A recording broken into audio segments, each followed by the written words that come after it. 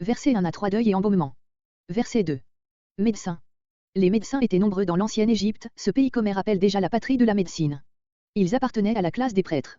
Il y avait des spécialistes pour les diverses maladies, oculistes, dentistes, etc.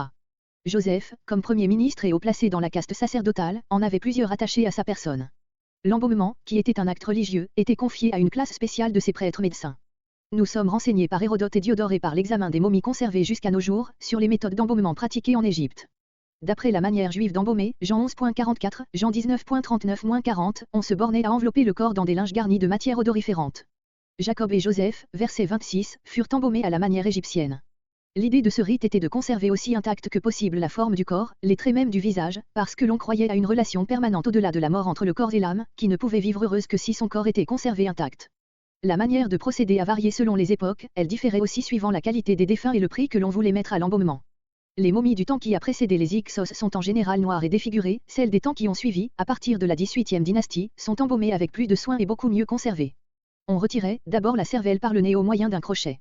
L'on pratiquait avec un couteau de silex une incision au côté gauche du corps, qu'on vidait entièrement, puis on le lavait soigneusement avec du vin de palmier et l'on saturait les chairs d'huiles et de parfums de diverses espèces. Le cœur et les viscères étaient déposés et conservés dans des vases. Le corps était ensuite plongé pendant plusieurs semaines dans une préparation salée, bicarbonate de soude.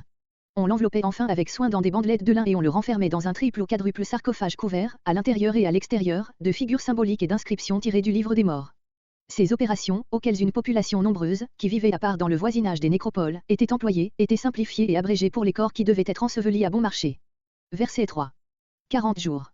Cette donnée est d'accord avec ce que dit Diodore, que l'on employait plus de 30 jours pour embaumer les corps.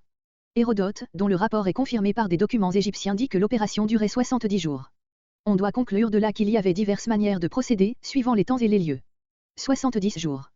C'était un deuil royal. Le deuil d'un roi chez les Égyptiens durait 72 jours.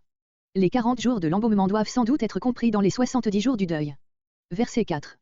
Versets 4 à 14 Jacob enterré à Macpéla. Joseph ne peut abandonner pour un temps ses importantes fonctions sans l'autorisation du roi.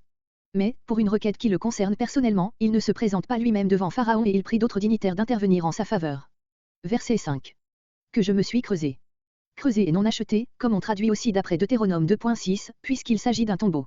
Genèse 26.15, le même verbe hébreu a évidemment le sens de creuser. Ce terme indique ici l'arrangement de la caverne en forme de chambre sépulcrale, car la caverne existait déjà avant Abraham. Jacob s'attribue ce qui avait été fait par son grand-père, chapitre 23. Au reste, Joseph ne reproduit pas ici textuellement les paroles de Jacob telles qu'elles avaient été rapportées en Genèse 47.30. Parlant à des Égyptiens, il s'accommode à leur manière de penser, d'après laquelle tout grand personnage en Égypte faisait préparer lui-même son tombeau. Verset 7. Ancien.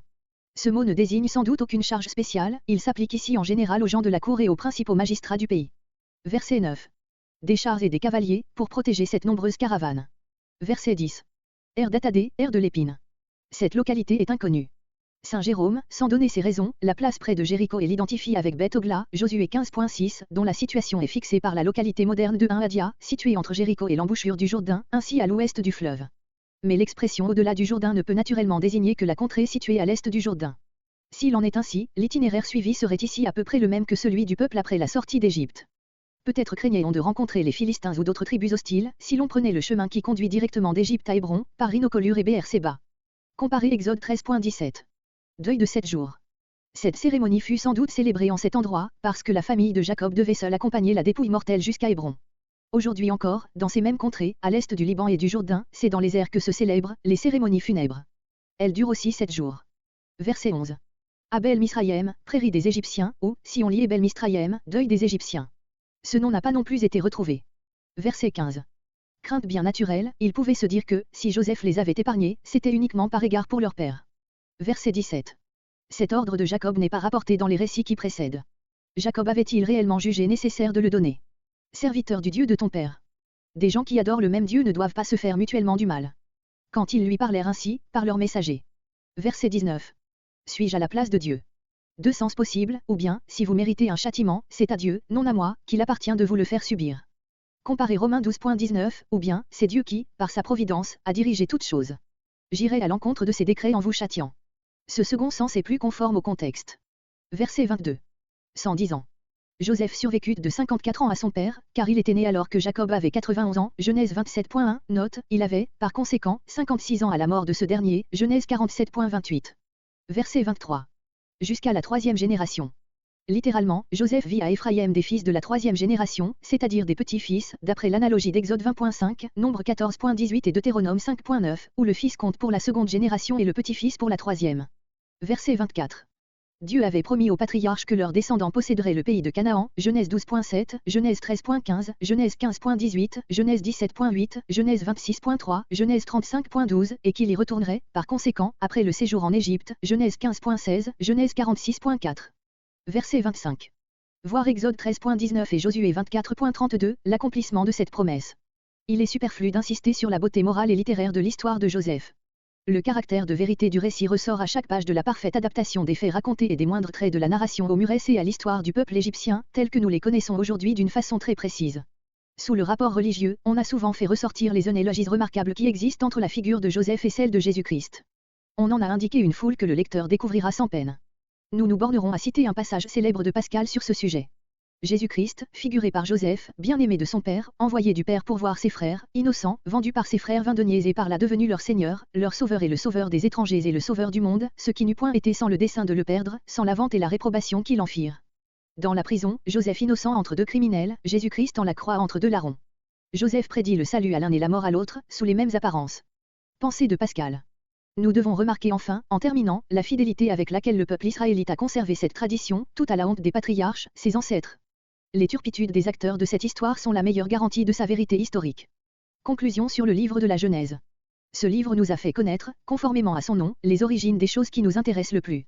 Origine du monde, de la terre et des êtres qui l'habitent, Genèse 1.1 et suivant. De l'humanité, Genèse 1.26, Genèse 2.7. Du bien, Genèse 1.27, Genèse 2.18. Du sabbat, Genèse 2.2-3. Du langage, Genèse 2.21-23. Du péché, Genèse 3.1 et suivant.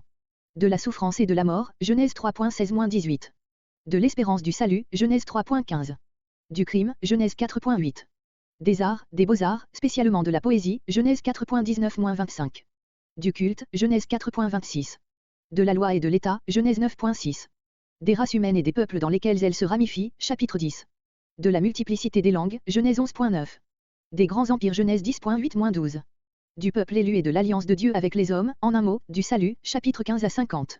Tous ces renseignements si importants, nous ne les possédons que par ce livre. Remarquons qu'ils tournent en général à la gloire de Dieu et à la honte de l'homme. Cela prouve qu'ils ne sont point des inventions d'hommes, mais de vraies traditions antiques, simplement recueillies, fidèlement transmises. Remarquons encore que durant les 2500 ans qui séparent Adam de Joseph, l'histoire biblique ne nous raconte pas un seul fait miraculeux proprement dit et accompli dans le domaine de la nature. En effet, les apparitions divines ne rentrent pas dans cette catégorie. Il en est de même du déluge et de la destruction des villes de la plaine qui, d'après le récit même, ont été l'effet d'agents naturels fonctionnant en accord avec l'intention divine. Ce fait capital ôte toute prise à l'opinion qui attribue à ces récits un caractère superstitieux et légendaire. Remarquons enfin un grand nombre de coïncidences entre les récits génésiaques et certains faits constatés par l'histoire et par des découvertes récentes, ainsi l'accord entre l'émigration d'Abraham, Genèse 11.31, Genèse 12.1, et l'émigration des populations du golfe Persique vers l'Occident, qu'atteste l'histoire à peu près à la même époque, ou encore l'accord entre l'expédition des rois d'Orient contre Canaan sous la conduite du souverain élamite Kedorlaomer, chapitre 14, et les découvertes récentes qui attestent l'existence de la dynastie élamite des Kudurs, qui dans les temps les plus reculés a dominé sur la Babylonie, ou enfin l'accord entre l'accueil que trouvèrent en Égypte Abraham, puis Jacob et la domination exercée sur ce pays par les rois pasteurs d'origine sémitique. Ces coïncidences, auxquelles nous pourrions en ajouter plusieurs autres, démontrent la solidité du sol historique sur lequel reposent les traditions renfermées dans la Genèse et ne permettent pas à une saine critique de les traiter, ainsi qu'on le fait parfois, de fables sans fondement.